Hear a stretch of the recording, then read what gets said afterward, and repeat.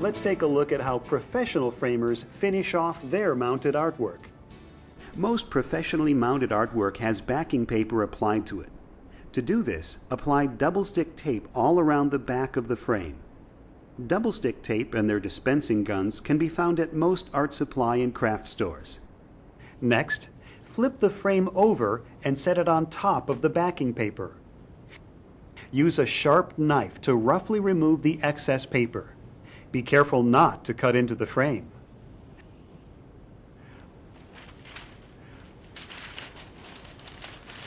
Now flip the frame over again and crease the overhanging paper that remains.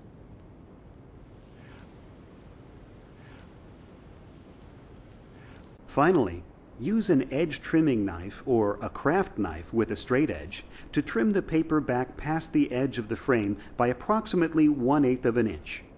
Edge trimming knives can be found at most art supply and craft stores. To add a hanging wire to the frame, measure down about 1/3 of the frame on each side and mark.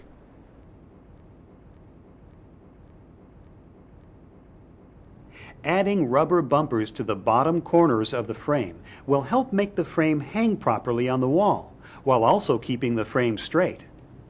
Also, because the bumpers hold the artwork away from the wall, they help keep discoloration from occurring on the wall behind the artwork. Next, attach a ring hanger to each side of the frame at your marked locations. Finally, stretch hanging wire across the back of the artwork from ring hanger to ring hanger. Secure the wire at each end following the pattern shown.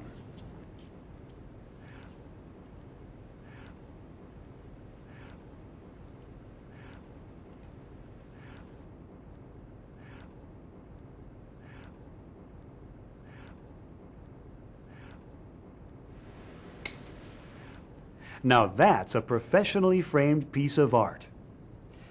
Now let's take a look at some techniques used by professional framers on how to properly mount and glaze your framed artwork.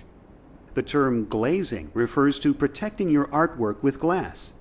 Plus, we'll show you some tips on how to tell the difference between various types of mat boards and moldings. There are all kinds of methods used to mount the artwork into the bevel cut mat. Here is a very common way the professional framers mount artwork to ensure that it stays flat and does not become buckled or damaged over time. Commonly known as T-hinge mounting, this technique is used when the window of the artwork is slightly smaller than the artwork itself. Using framer's tape, cut off tabs of tape and apply them vertically to the top edge of the artwork about 2 inches from the corners. Make sure you are using an acid-free mounting tape. Then carefully place the mat, color side up, onto the artwork to attach the tape. Secure the tape firmly. Framer's tape or mounting tape is available at most art supply and craft stores. Next, each tab of tape is crossed with an additional tab of tape to form the shape of the letter T. These additional tabs greatly reinforce the hinges. Only 2 hinge tabs of tape are used against the artwork.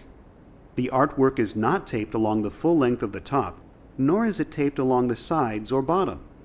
The artwork simply hangs in the mat opening by the tape hinges. The reason for this is twofold. First, because we want to conserve the artwork, we want to minimize the amount of adhesive we put in contact with it. Second, it's the nature of art on paper that it will breathe. That is, it expands and contracts according to temperature and humidity levels. Restricting this natural freedom of movement can cause buckled or damaged artwork. So remember, proper hinging is key to preserving the artwork and keeping it looking beautiful for years.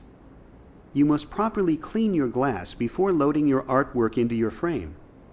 Take your sized piece of glass and carefully clean it using cloth gloves so as not to leave fingerprints. Apply a non-ammonia-based glass cleaner liberally to one side of the glass and give it a few seconds to let the solvents break down the dirt and oils. Wipe the glass with a clean cloth rag, but avoid wiping it completely dry. Leave the glass slightly moist and let the air dry it the rest of the way. Repeat this for the other side of the glass as well. Do not use paper towels, as the paper increases the static charge and will immediately attract dust and lint. Once your glass is properly clean on both sides, you are ready to load your frame. Deciding the color of the mat board to use is up to you, but deciding the type of mat board to use is also an important choice. The most common type of mat board used by framers is the standard thickness 4-ply buffered acid-free mat board. Paper comes from trees, so it naturally has some active acidity in it. But the acid is neutralized with a buffering agent during manufacturing that prevents it from causing damage to the artwork.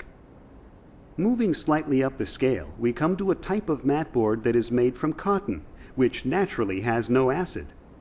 However, the colored paper surface is most likely a buffered acid-free paper product. So this type of mat board is made from 2 different cotton and wood component types. This cotton-based mat board is used when only a naturally acid-free product can be in contact with the artwork.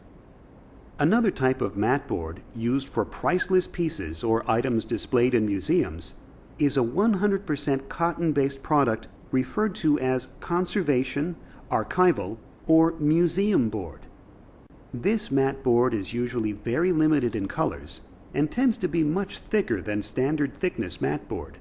It also tends to be quite expensive compared to standard thickness mat board, but is perfect for a dramatic professional appearance. For an even more dramatic look, colored core mat board is available, such as black core mat board. Black core mat board is popular for matting and framing black and white photography, or other instances where the contrast difference complements the art piece. There are many types of moldings available to use. Remember that the LOGAN do-it-yourself framing tool system accepts up to 2 1/2 inch molding, so you have plenty of variety and styles to choose from. Common molding styles include natural wood finish colors, black, white, various colors, and even unfinished versions that you can stain yourself. Another popular style of molding is gilded with gold or silver foil for that antique look. Remember, the mat and frame are there to complement the artwork, not overpower it, so choose carefully. At the same time, though, remember that there are no rules when it comes to choosing matting and molding. It's up to your creativity, so be creative and do what looks good to you. As you can see, LOGAN has perfected a complete set of tools for all your picture framing needs.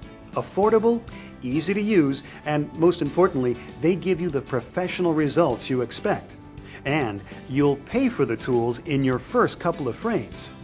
No matter whether you're a professional framer or a do-it-yourselfer, LOGAN has the tools for the art of framing.